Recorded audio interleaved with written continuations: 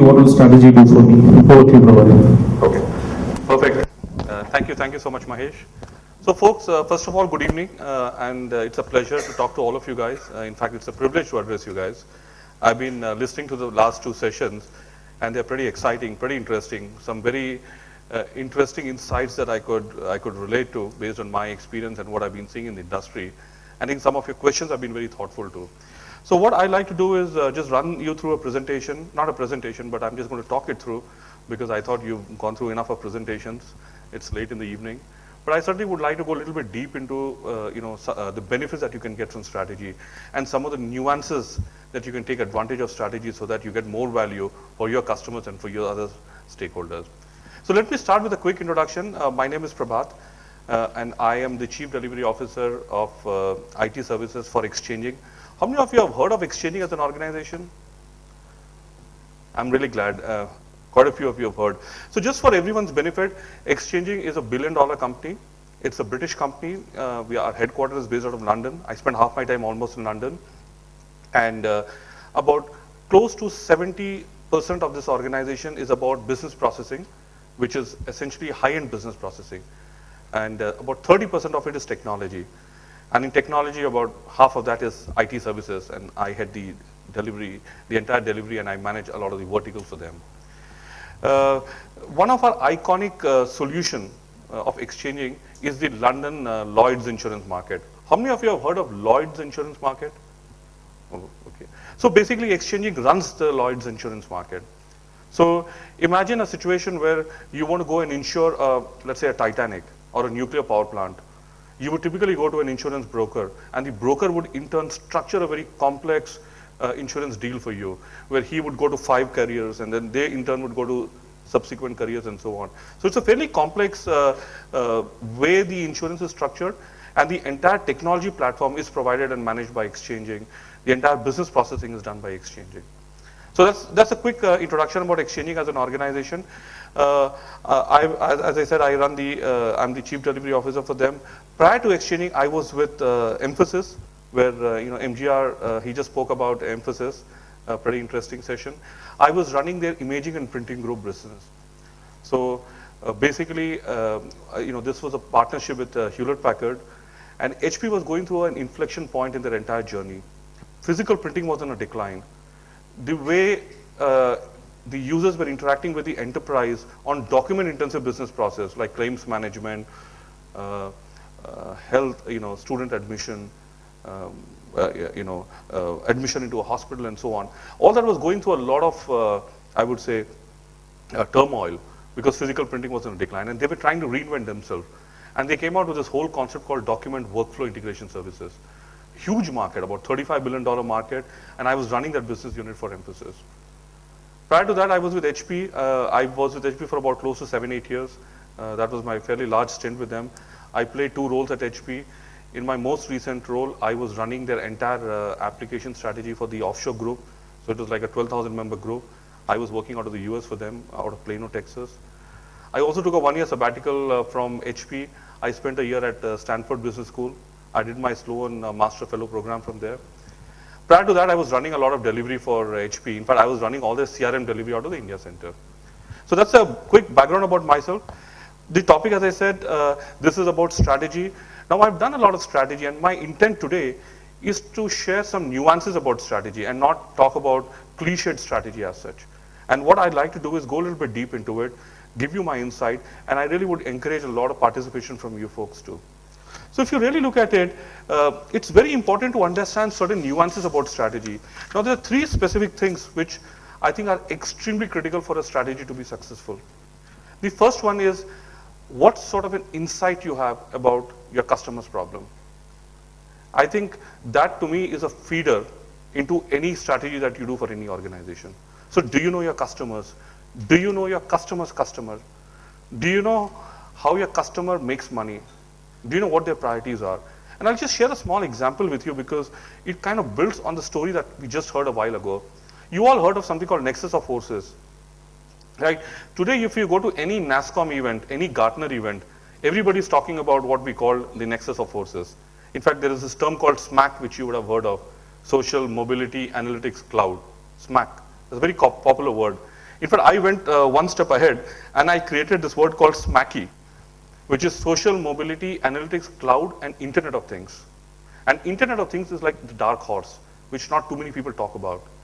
So if you really look at it, these forces actually are redefining the way a consumer consumes technology and the way a service provider provides technology. And that's what Gartner, NASSCOM, everyone is talking about. So I was there in the NASSCOM event in Goa last October, and the entire event was just about that. All these speakers, including people like Chandra, CEO of TCS, everybody was just talking about that. So this insurance company, which I want to just give a small example, it's a very large insurance company. It's a top 3 property and casualty insurance company. It is going through an inflection point in their entire journey. So there are 2 big pain points they have. The first pain point is that this company has grown through a lot of acquisition. So they've been acquiring companies over the last few years, smaller companies in different regions and so on. And today they have a suboptimal portfolio of systems, application, infrastructure, people and so on. And the run cost is just too high. So the vision of the CIO is that reduce my run cost and put it into some strategic projects. Now the question here is, we are one of the vendors. There are vendors like Cognizant, there's several other big vendors sitting there, IBMs and Accentures of the world. The question is, which vendor understands this very well, this entire space, and which vendor is able to provide a solution that actually will help them take advantage of these forces. And this is where there is a very strong need to go deep and understand what these drivers are and what it means to the business. And if you can develop that insight and translate that into what you can offer to the customer, I think it will just take the relationship to the next level. The second thing is you need to establish a very solid connect with your customer stakeholders. Now what it really means is, all the customers that you deal with, are you in a position to sit with somebody very senior, maybe share a drink with him or her, and ask questions, which actually gives you better understanding of their business, a better appreciation. And are you able to contribute to the discussion where the customer feels that, listen, wow, this guy tells me something which I was not aware of. And maybe if I take advantage of this, I probably will move to the next level. Very, very important. And I'll give you a small example here. One of my colleagues, who is the Chief Strategy Officer and Chief Technical Officer, Technology Officer, he works for a very large company in Malaysia. So this is like the Reliance in Malaysia, let me put it that way. A 4G provider, a family-owned business. Very, very rich. And they have interest in telecom, they have interest in education, etc., etc. And this guy is actually their advisor. And the customer has so much of confidence in this person that he would not conduct an offsite without this guy. And he would have the comfort that he could call him at 11 o'clock in the night or 12 o'clock in the night and discuss a real problem. I think it's very, very important that you establish that level of connect. And all of you in this room, I was just hearing about your profile. You're in a position today where you are part of the middle management and some of you are moving up the chain. Very soon you'll get to a situation where you actually will be part of the senior management team. So when you get into the senior management team, very, very critical that you do this. And what I've seen, unfortunately, in many cases, and I worked with companies like HP, Mphasis, Wipro, quite a few different companies in India, in the US, UK. Most of the leaders, the senior leaders, they leave this connect to a couple of levels below. So what happens is if you don't connect at a level where you're solving a business problem, right, everything else, all your downstream activities wouldn't be very effective. The third thing is, I think to develop a better insight of the customer, you need to read. You just need to keep reading. You need to read, and the best thing to read is the customer's annual report. If you really go deep into the customer's annual report, you will get a good sense of what the customer's problems are. And when you engage with the customer, sometimes you don't know what to talk. I mean, I don't know whether you guys have experienced that, but I do experience. Like, what do I really start? Do I tell him something which is very cliched? Because if you tell him something which is very cliched, he will just shoot you down and say, I'm not interested. It's very, very important that you ask very intelligent questions. So for a 1 hour meeting with a customer, there's a 3-day preparation that you need to do. And part of the preparation is go deep, do the reading. So when I go to a customer, I actually put my entire, the account team, I put them into a war room and say that, guys, prepare what I'm going to talk, right? And because I'm just representing when I'm talking to the customer. So very, very important for us to read. All these symposium like a Gartner or a NASSCOM or even this symposium, it just gives you access to information which you otherwise wouldn't get so easily. Take advantage of that. So first thing is develop a good understanding, a good insight of the customer's business and see what it takes for the customer to be successful. The second important thing is execution. So how many of you have read this book called Execution by Ram Charan? No? Okay. So Execution by Ram Charan is probably one of the best books I've read in my life. Ram Charan is one of the best thinkers in the world. So, and probably he's rated among the top thinkers in the world. And he only coaches the CEOs of top 500 companies. That is the level at which he talks. So what he says, which I think I think is very relevant. What he says is today most of the companies fail not because of a strategy. They fail because they are just not able to translate that strategy into an execution. Today, if you pick up the top 5 companies, and all of you come from very good companies, do you really think the strategy would be very different? Not really. It would be very similar. You just pick up and you'll start to see a lot of common themes. The interpretation could be different. Everybody wants to grow their top line. Everybody wants to grow their bottom line. Everybody wants to increase market share. Everybody wants to increase their brand value. Everybody wants happy employees. Tell me which company does not want all these things? One might say, I want a 14% EBIT, the other might say 16, the other might say 18. Revenue, one might say 20% growth, the other might say 22% growth. In fact, what I do during my free time, I open the annual report of some 6-7 companies and I go through them at the same time. And if you really, I start to see that everybody is talking the same thing. If you hear now the word smacky, just the annual report of all the companies, whether TCS, Infosys, IBM, Wipro, Accenture, everybody will talk the same thing. If big data is a big thing, everybody is going to talk the same thing. So I think it's not about the strategy, because you can always hire a smart guy and get a strategy done. The real issue is, can you translate that strategy into execution?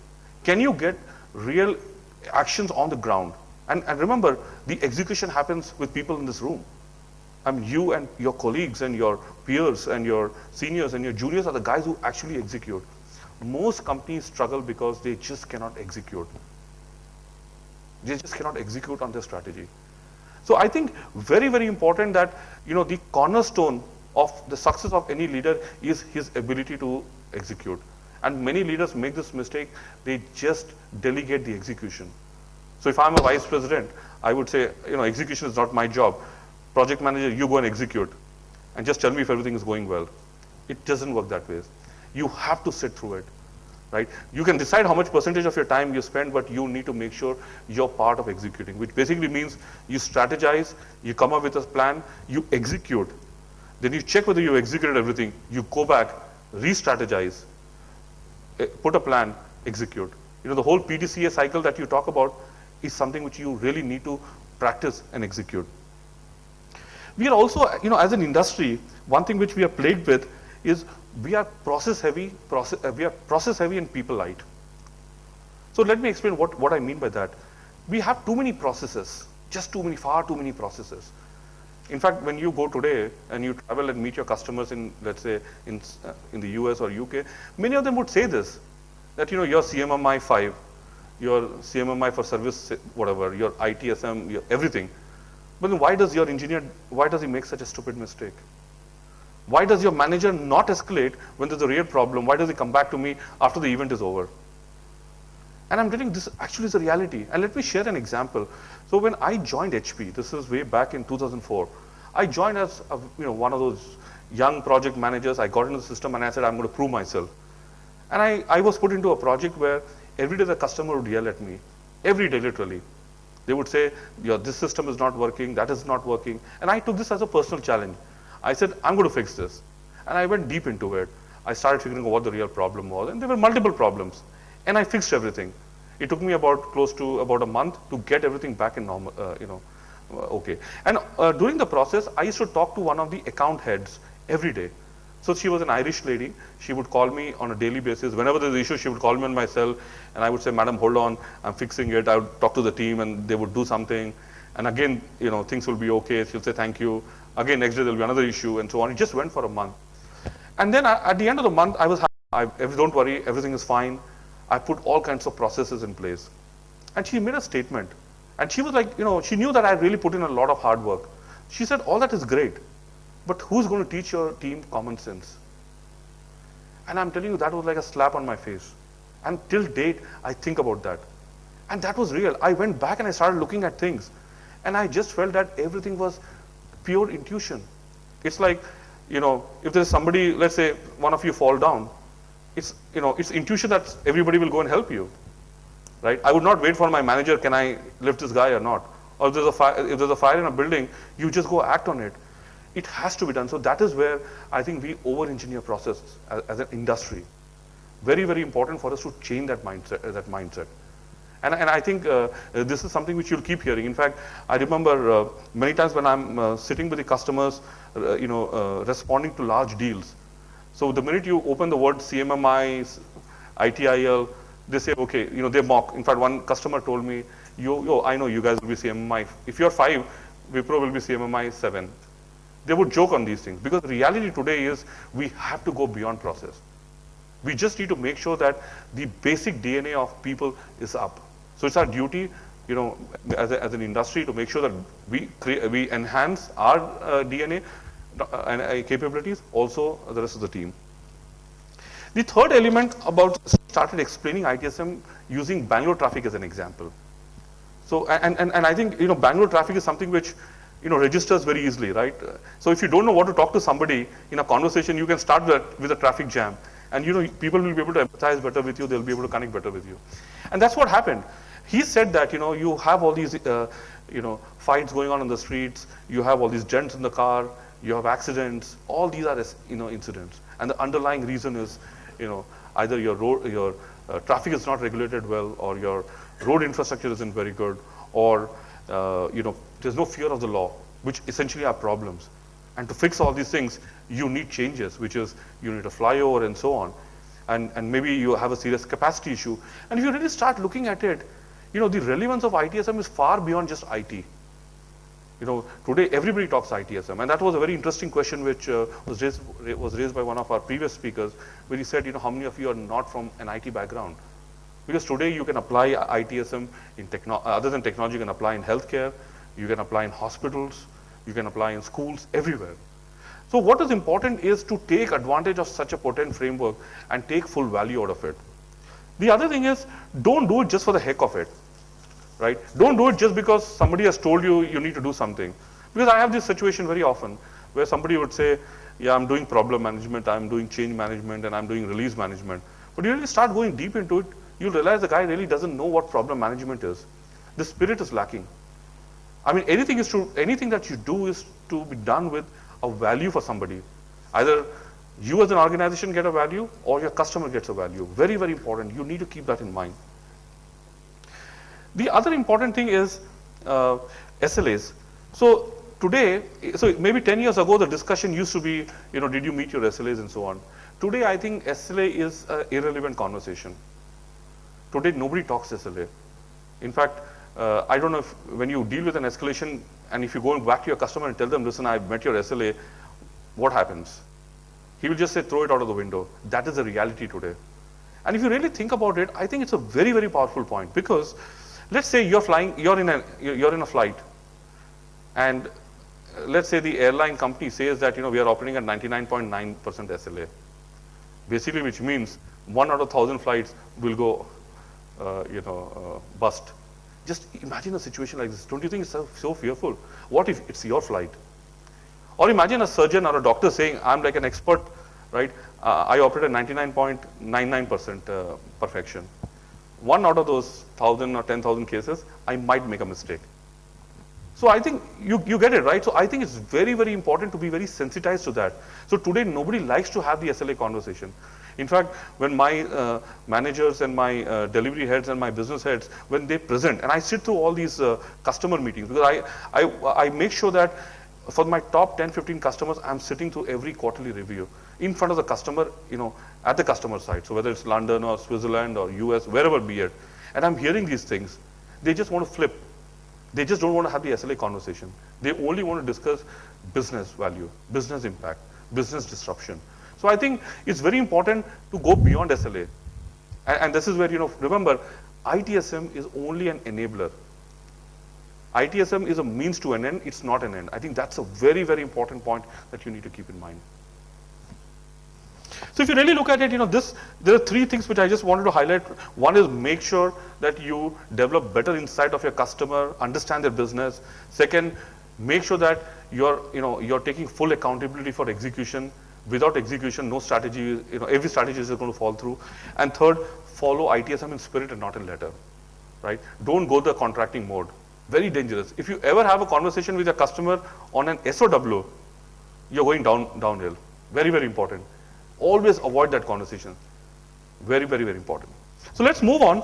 I want to share one small example and maybe a case study just to explain some of these things. I'll probably take about 5 minutes to share this case study. So this is, about close to maybe slightly more than a year ago when I had joined this organization. And there is a particular customer, very large customer. I won't share the name, but this is among the top 3 or 4 logistics company in the world. Very big name, right? You can't miss it. You probably are using it also. So if you look at it, when I went there for the first time, I mean, literally the customer was furious, right? In fact, there was a situation where, one of the senior CIOs, he was literally banging the table. That was the level of this thing. And I really started analyzing the state at that point of time. We had very, run-of-the-mill issues. We had outages, and we would keep having outages like one today, and then suddenly, after 4 days there'll be an outage, and we'll do something and we'll fix it and so on. But it just kept happening too frequently, right? So every time my phone would ring, I would like, oh, I hope it's not an outage. That was a fear in my mind. And second, the way we would handle the situation would be very, very ad hoc. Sometimes it could be good, depending on who is there sitting in the office, and if that guy is on leave, we are dead. And there were several other issues too. For example, we had processes. So if you go and ask them, show me your process, they would show you a 100-page document. Every single element of ITSM is all there, but still we kept having this issue. And I tell you, this really made me think very hard. It actually made me go back to the whiteboard. And along with me, I took my entire team and I said, guys, I took the top 10 people. It's a 200-member team, so I just took the top 10 people. I said, come on, let's go to the whiteboard. Let's understand what's going wrong. We went through this whole process and we realized there were multiple issues. But just to give you a sense of what the issues were, first issue which we realized that the leadership was operating on a 10/5 mode. Today, the context has changed. Today, every customer, though we are all expected to work 9 hours, 8.5 hours, you all know what the reality is. The reality is far more. When there is an issue, people expect that you will roll up your sleeves, you will solve the problem. If you can't solve it, somebody else will solve it. You will lose the business. And we just did not have that mindset. Second, we had processes, but not in the right spirit. Or you have a process, but nobody would follow. Nobody was worried. Like I could, let's say if I'm supposed to do some testing, I could probably take a short circuit there. And nobody would hold me accountable. The accountability was just missing. And third, I think our connect was not there. The connect was, what I noticed was at a junior level. So the guy on the ground, he would be on his own and he will be working with his counterpart. Everybody else was a postmaster. So if you ask the project manager, listen, what is the issue? He'll say 1 minute. Then he'll come back after 15 minutes, he'll go and ask somebody, he'll ask somebody, and then he'll come back, and then you would come to know. And I think we just had that culture. So if you really look at it, we went through, we put a whole action plan, we got the concurrence of the customer, and finally we fixed it. But I think that actually was a very, very painful process that we had to go through. But that was a time when, some of these things that I just told you, do we understand? By the way, just to give you a sense of this customer, the system that we manage for this customer, about 10 billion euro of transaction flows through it. So basically, it is a transport management system that is used by their business users. So you can pick up some Fortune 500 companies, they actually use it to manage their supply chain network. Extremely complex setup, too many integration points and so on. And finally, of course, by doing all these things right, by going back to the customer, validating it and executing it and following it through till the closure, I think we were able to fix all the escalation. Finally, now, I'm negotiating a multi-million-dollar deal with them. We are asking for a 3-year, 5-year lock-in period and so on. So I think if you really genuinely put in the effort, if you really do what you're supposed to do, I think there's immense value you can get as an organization. So if you really look at it, these are some of the things which I wanted to share with you. And if I can just, summarize it for you, if you really want to if you really want the maximum value out of strategy, I think you just have to go back to your fundamentals. Go back to your basics, right? At the end of the day, strategy is not about a fancy presentation. is far more than fancy presentations. Many people can give you a fancy presentation. It's about truly adding value to the business. When I say business, your business, the customer's business, right? When I say your business, your top line should look better, your bottom line should look better, and the customer should see your value. And if you look at, second is, you need to take personal accountability to make sure that you're executing what needs to be executed, right? As a leader, remember, it's your responsibility to take full accountability. And many a times you sit through, I keep attending offsites, left, right, and center. And what frustrates me is, after an offsite, you have actions, and the next offsite, we have another new actions, and the previous actions are lost. It just does not do any good to anybody. I think it has to be a full closed loop process. And finally, I think we all talk ITSM, we all talk process. And I think the world has moved beyond process, right? Process is just a hygiene factor. And the basic, definition of a hygiene keeps changing. It's like brushing your teeth in the morning, Nobody gives you marks just because you brushed your teeth in the morning. It's exactly like that. Today, it is assumed that if you're in industry, if you are part of the whole, if you have been invited to the table for a discussion, that means you have a certain degree of maturity in terms of process. Whatever be the standard, I think does not matter. So I think that was from my side, just advice to you. I just thought I'll open it if you guys have any questions, any comments, any feedback. The intention is just to hear from you guys. I was also doing a lot of these, I've ran a lot of strategy workshop for my organization. I keep doing it for my business for sure. I was also doing a lot back in HP too. So I've seen some of these things from very close. I just thought, any comments, any feedback, any disagreements? Any questions? Any reactions?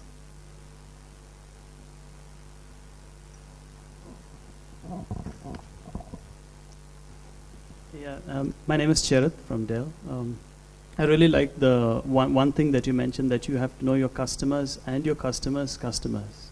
Right? Recently, I was interviewing a trainer, and I asked her, how much do you know the customer's business?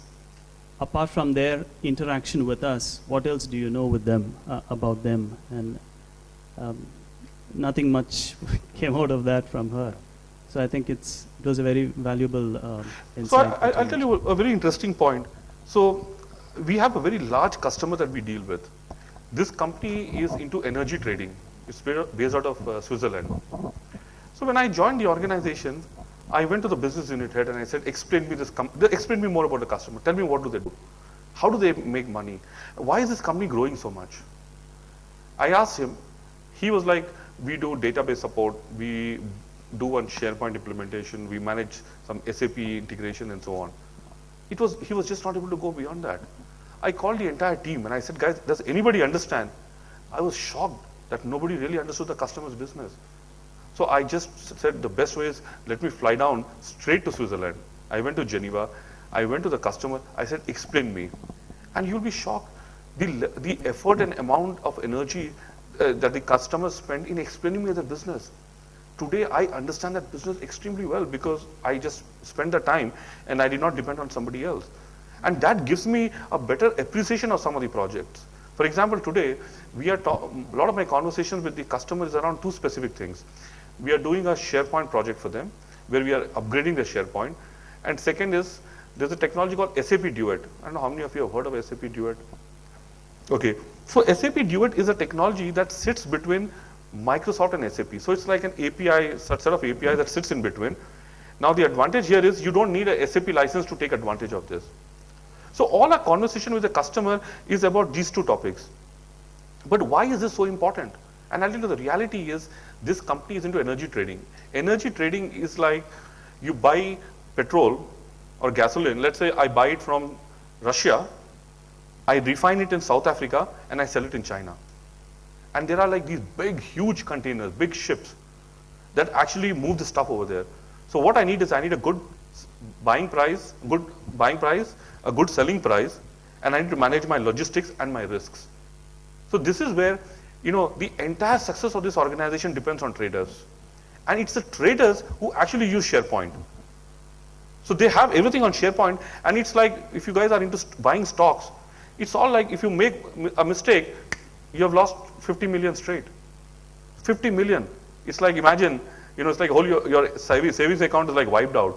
So it's very important for you to understand that and then put the software piece or the application piece in the context of that. And I'm telling you that will create so much of an impact on the customer. So the customer's expectation is that you speak the language. Similarly, if you look at it, I was talking to you about one of the insurance company. So what they say, how many of you have heard of this thing called Internet of Things?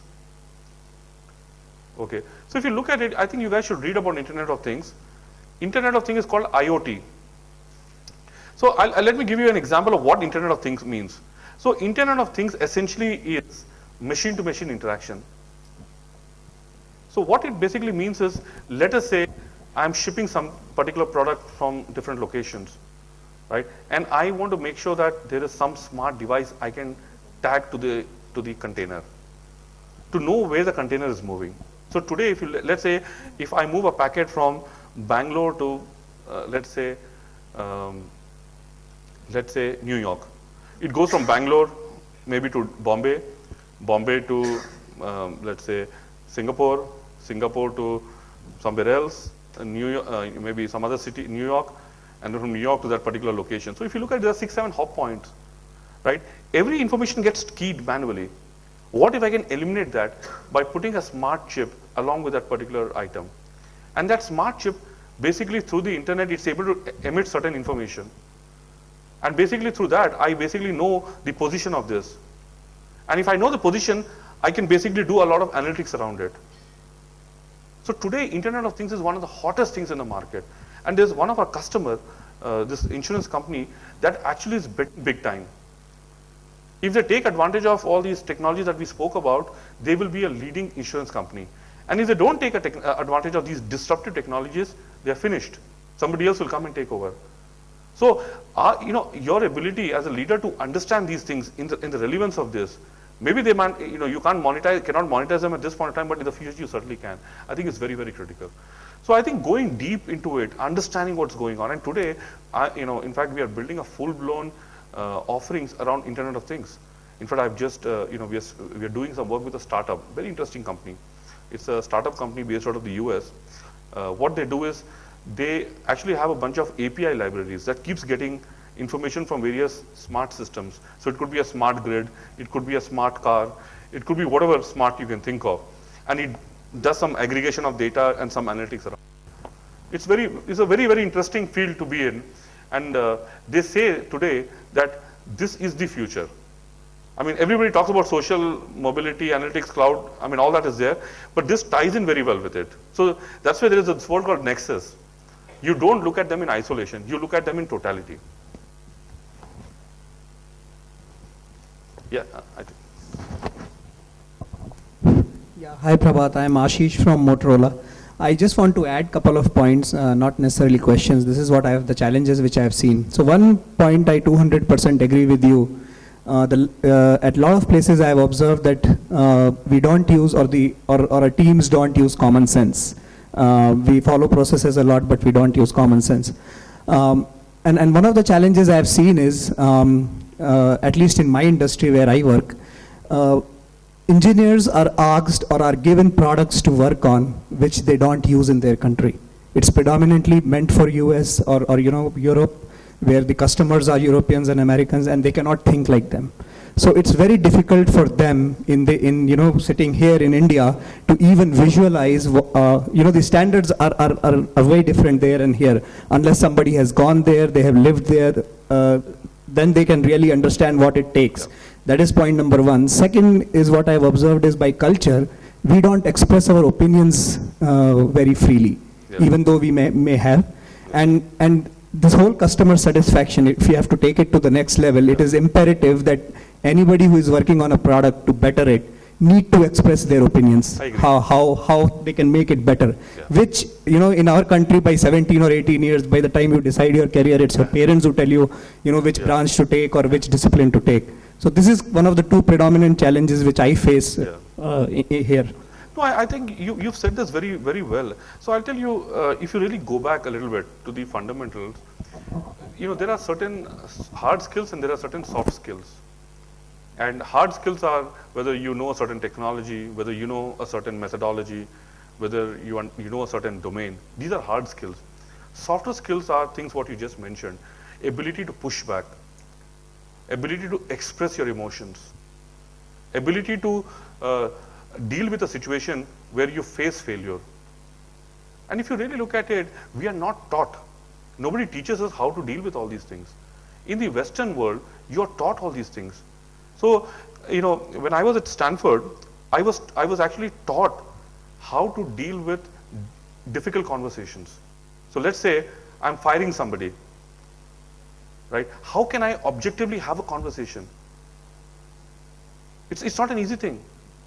So how can I have an objective conversation, keeping organization interest, individual's interest, my interest in having the discussions? Today, if you look at it, if you're not taught to do some of these things, you will behave in a way that, you know, as you said. So very, very important. In Western countries, a lot of these kids are taught. So when my child, when he went to the school in the US, the teaching is very different. They're taught, you know, all these softer skills like sharing, you know, expressing. You know, it's not in India. If you look at it, when you send a child to a school, the first thing is, you know, learn from A to Z, and then probably Z to A. 1 to 100, 100 is not enough, go to 200 and so on. These softer skills are not taught. These softer skills people start learning only at a later point of time. See, and also if you look at it, there is a divide in India, which is a social challenge, urban-rural divide. For people who come from rural areas or maybe semi-urban areas, they are not expressed to some of these things. They're not exposed to some of these things. So it takes time. So I think as leaders, we all have a responsibility to talk some of these things. And by the way, nobody likes to talk this. Would you want to go and say that I'm not good in expressing? You wouldn't want to have that conversation. So as managers, I think, or as leaders, you need to give that opportunity to people where people can come and talk to you. And by the way, you know, if you look at the people who work for me, many of them are much senior than you guys. I mean, drawing some hefty salaries. It's very important for me. But remember, issues don't go away just because you age or just because you have more experience. The reality is you need to learn it, and you only can learn it either by experiencing it, making mistakes, or by, you know, learning from somebody else's mistake. And the easiest thing is to learn from somebody else's mistake. So I completely agree. So what I've seen is when the project is going well, most of the people are fine. But when the situation gets difficult, right, most project managers start to fail. And I'll share one small example, and I know we are almost there, but I'll just share a small example, you know, at least how I learned it. So this is way back in 2001. So this is right after September 11. I was sent to a project in Jakarta, Indonesia, right? After September 11, Indonesia was, you know, it's a Muslim country. There was a lot of physical violence going on in the country because of all the events in the world. And it was a pretty difficult time. I went there, I was working with a team, had a team of about 22 people right there. I had a very difficult project manager from the other customer, not the customer, basically the work was subcontracted by another company, basically Logica. So they had given the work to us. The issue that I had was that I would not get a sign off from this project manager. He would just not sign off. So I'm like done with the requirements. So if you look at it, we had like a iterative model, 3-phase iterative model. So after requirements, there's a sign off. After design analysis, there's a sign off. Design, there's a sign off. Test cases, there's a sign off, and so on. He would not sign off. He would keep delaying it. Now just look at it like this. I'm like way, 50% through the whole cycle. I don't have a sign off. How do you deal with the situation? So if you go and call for a meeting, he will not turn up for the meeting. And once I confronted him and I said, my friend, this, you have not signed off. And he said, you're a vendor. You better behave like a vendor. That's the conversation. How do you deal with a situation like this? So as a manager, remember, you are empowered. As a leader, you are empowered. It is very important. You should know how to take people head on for the right cause. And how do you do it? And I was like, I didn't know what to do. I went back to my boss. I called him in Singapore and I said, what do I do? He's, because he's wrong. And if he does this, not only are we doomed, he's also doomed. Because his project will also fail. And I told him that there's a repercussion. If I take him head on, be prepared. I might even, he might escalate saying that Prabhat is not a good manager. But I'm doing my job, by the way. So you need to take your leader into confidence. I took him into confidence. And by the way, he is today he's a partner with Accenture and a very good friend of mine. He said, you're doing the right thing, go ahead and do it. And I did that. It blew into a big escalation. Now his manager also got involved. So there was a Malaysian lady, she came down, and this guy was a British guy. right? He was not really expecting, because he thought if I scare an Indian, he will get scared and he will just go away. And this got blown into a big escalation. And then we got into this whole, whiteboard, and she said, what is the real issue? Help me understand. And I started explaining that, listen, the issue is the sign-off, but put it back on her, explain her that what the impact to her is. The impact is that the implementation project for the telco will fail, and that telco is not a small telco. It's like your Airtel in Indonesia. It's called Telkomsel, fairly large telecommunication company. And I'm telling you, and then during the whole course of conversation, they realized that the issue was on part of this individual. And the lady was very happy that I had escalated it. And that's it. And that gave me a different sense of confidence. That yes, I can push back to a difficult customer. And that learning till date helps me. And sometimes you make mistakes. But question here is, at least I'm just trying to share this with you. And I share this with my team and my colleagues. Because it's very, very important to take a tough stand. Because when you're a developer, it's different. You can get away. But as you become a manager, and as you become a program manager, and then maybe a director, and then a vice president, and a whatever, CEO, you will have to push back for the right reason. And some of these, you have to practice some of these softer skills, I think, which is very, very key to your success. Any last question, folks? And then we can close. Okay, thank you. Thanks for, one last question and we can close. It's not a question, but adding on to what you mentioned about the KPIs and SLAs. My MD keeps telling me that when you come to me, don't even discuss about the SLAs or KPIs. I expect them to be in green all the time. He says that the analogy that he keeps sharing is that it's like breathing. You don't count the number of breaths that you take unless until you're in the ICU. Yeah. No, you're right. I mean, today I'm telling you, I conduct so many reviews. So I have a fairly large organization, close to about 1,000 people. There are like close to 50 projects going on. And I don't know what, honestly, when I sit through it, after 5-10 minutes, I'm like, I start checking my mails, etc. So as long as everything is going well, it's fine. So I don't think anybody is really looking for SLAs internally. It has to be beyond SLAs. I mean, SLA is like maybe 10 years behind. So I think it's value. And can you really deliver that value to your customer? And assuming there is nothing, no fire going on. So I think, folks, thank you so much. I really appreciate, if you guys want to reach out to me, you're welcome. I'm on LinkedIn. If you can always reach out to Mahesh too. If you have any questions, I'm happy to answer and talk to you guys. Thank you so much. Thank you very much, Mr. Prabhat. Thanks so much for taking out your time. Request Aishwarya and Neetu to hand over a small memento to Prabhat.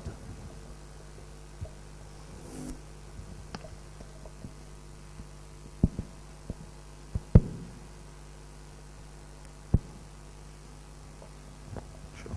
Thank you so much. Thank you. Thank you so much. Thank you. We have Moses with us and we have Mr. Krishnan with us. So you guys want to ask any questions now, you can ask them. Moses, here. I think you guys should, here the intention is not to lecture you guys. If you have anything you want to share with any one of us, we're all there. We've all worked for different companies. And Any questions, any problems at all in your company, where you want to discuss? Any examples you want to give? Anything at all? Yeah. Your best practices also.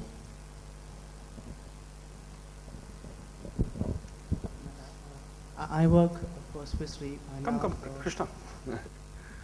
Please. We just started with this transformation journey within the organization.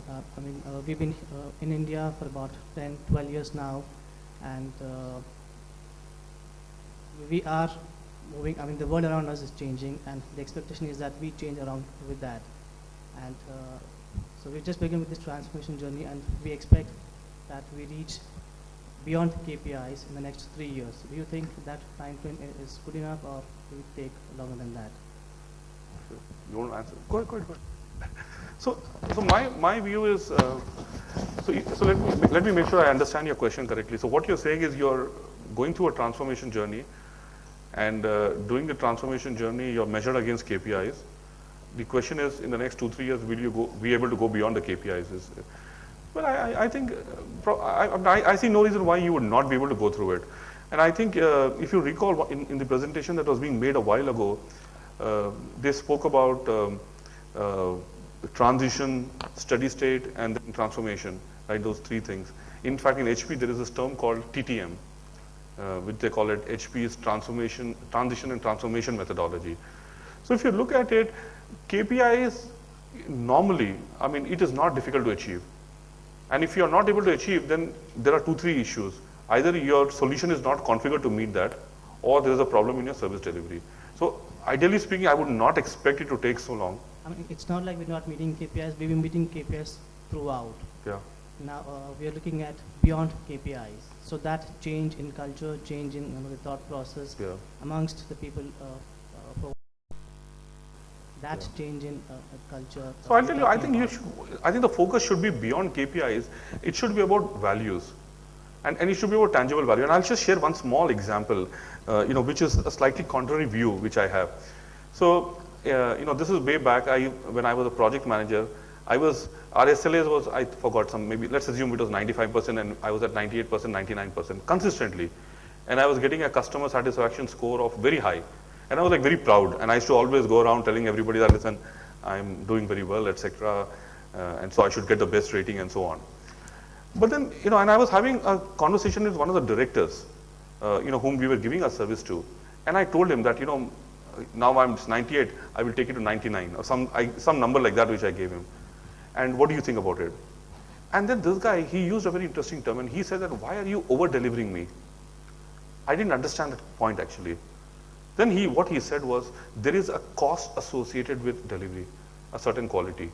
If you over-deliver, you're delivering something which I don't need, because it's not so critical, right? On the other hand, what I need is something else. You are just too expensive.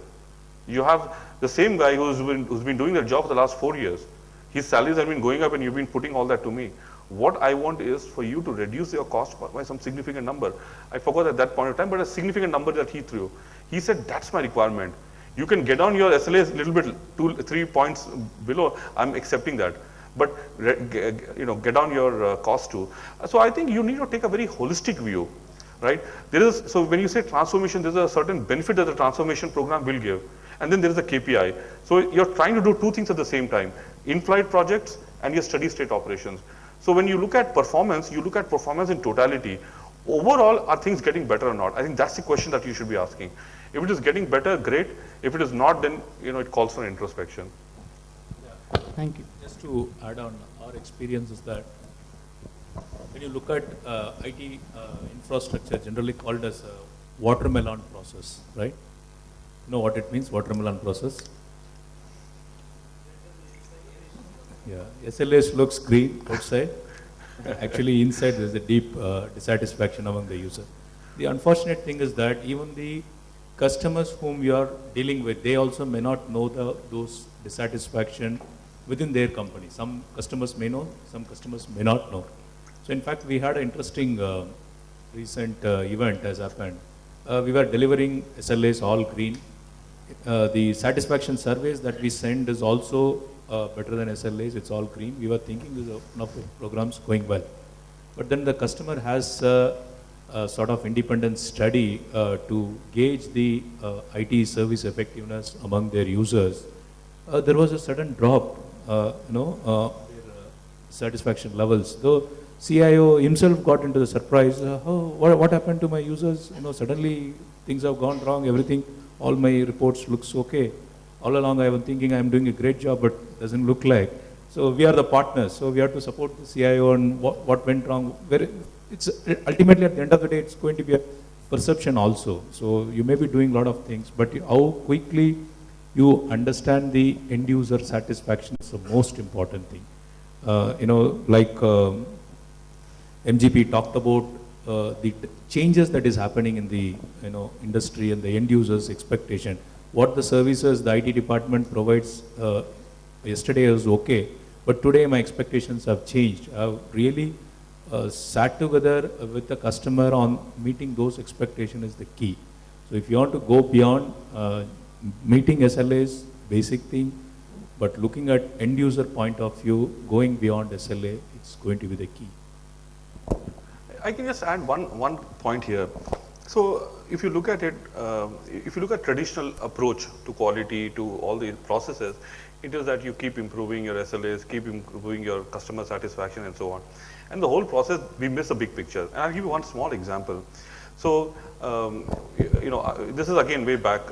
So I was managing a project, and I think we're getting a very good CSAT score, but the quality team wasn't happy with that. He said you have to raise it by 10%, because somebody had given him some target, right? So from 3 point, I was getting, let's say 3.2 out of 4, he wanted to be 3.3 out of 4. The customer wasn't giving that score. And he said that, you will be measured against that. But the customer was very happy. I mean, he would vouch and he would say, you're doing a great job.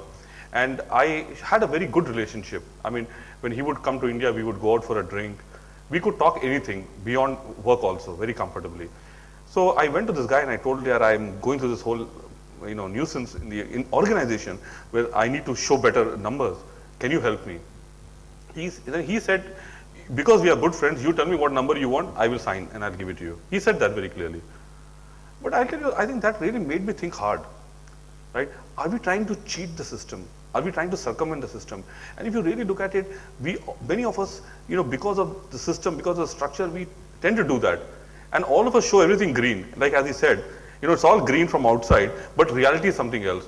I think it's important for managers, for leaders to be more truthful and raise their hand and say that, listen, this is good, but there are a lot of other things which is broken. And I think we need to reward that. Because if we don't do that, if we don't reward that, imagine what will happen, say 3 levels below.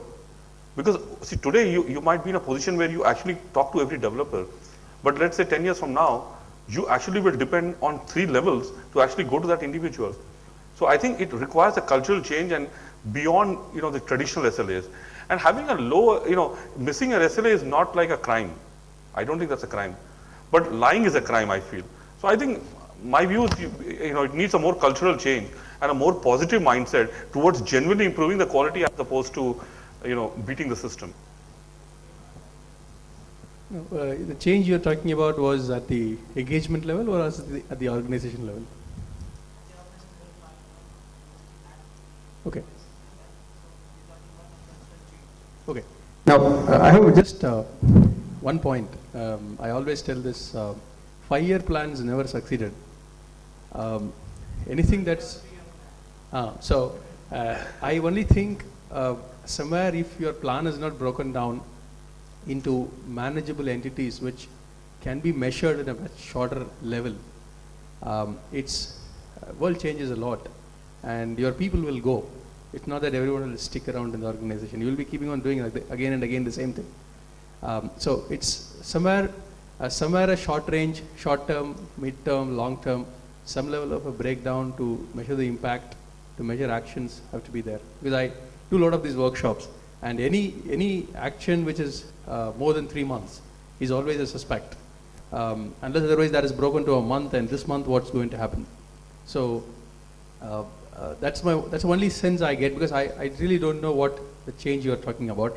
Any cultural change is going to have a long-term effort per se, right?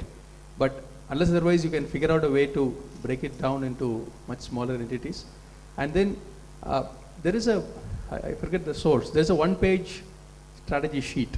It talks about things like what's the real problem statement. It helps I hope you will have multiple sub-teams working on, right? It's not a one-line change that one person is running. It will be multiple groups working on that. So if each team has some level of clarity as to exactly what's the problem statement that they are really running behind, where they stand on it, what they are going to do, and what are the resources, and all that commitment and proper governance on it, I think that's when the chance of success is going to be high.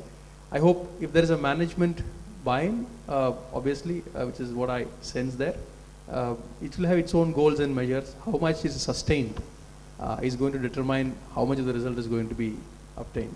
The another comment I have is that we somehow tend to talk as if SLAs and KPIs are useless. Now, I don't want to, I understand at a point those things alone can't deliver or is not the answer, right? But necessarily the recommendation I always tell is whenever you try to throw a fence, always stand back and think why the fence came there in first place. So any extreme view like that, if you are, when you say somewhere, it's like someone came and said, I don't care about process quality, I only care about product quality. Now, it took a big adage for some time in the organization, yeah, that's the right view, process quality is useless, product quality is the right thing. Now, then it's only they have to eat their words. Without a process, you cannot achieve a good product, right, in a sustainable way. So all these things, take it with a very rational view as to what really is the impact. And once you balance it, have a very agile view of change. Because that's exactly where most of the organizations which take a long time, they suffer. That's my only comment at a very high level. I may not be able to comment at a very specific level for your question.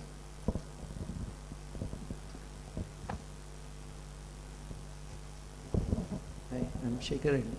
As Prabhat told, when we are signing any of the SOW or SLAs with any of the outsourcing candidates, like because of fact we used to sign on the SLAs while signing the agreement for hosting services or any ITSM services. Like we are facing some of the issue, you can suggest me how we can avoid that situations. Like we are hosted services for the infrastructure and application services for some other service providers. Like there is always firefighting. This is not my role, this is their role. If the server is down, server guy has to come, and network guys, database guys, application guys, overall it's round table again. Like how can we avoid these sort of situations? Well, it's a ball game. I mean, I can take an attempt, and you guys can add to it.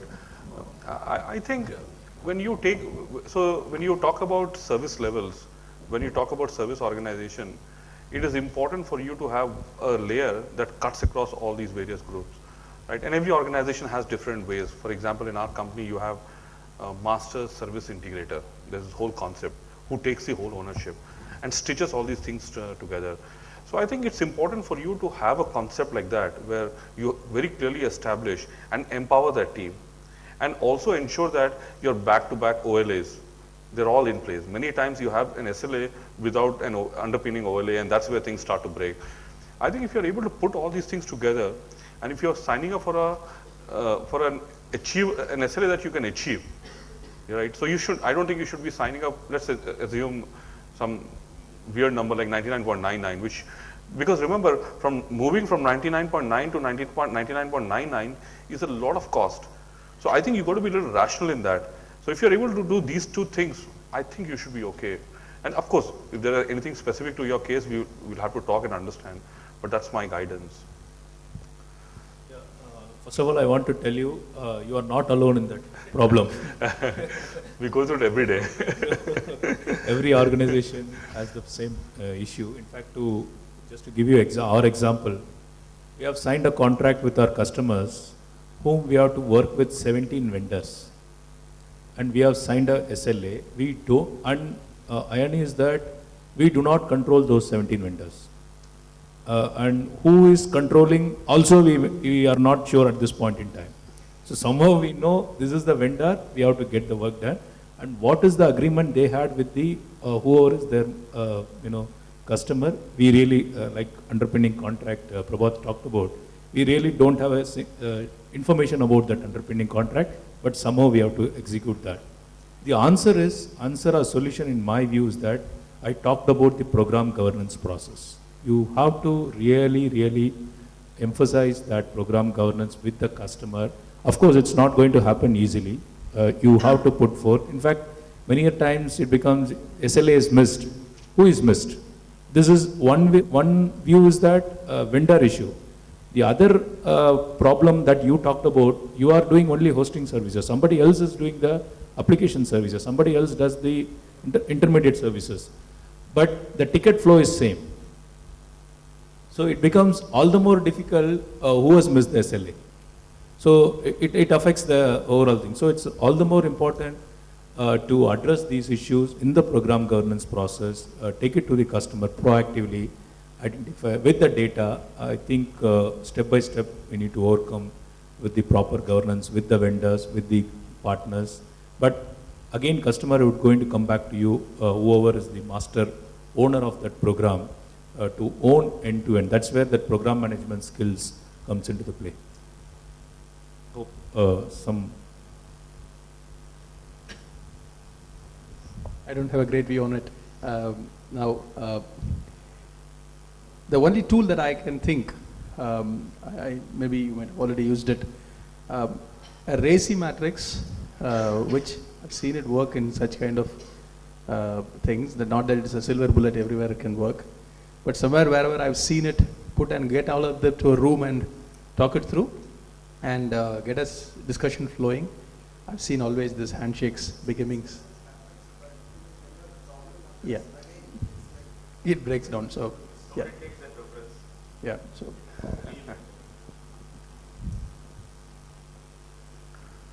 think it's all Friday evening, so everyone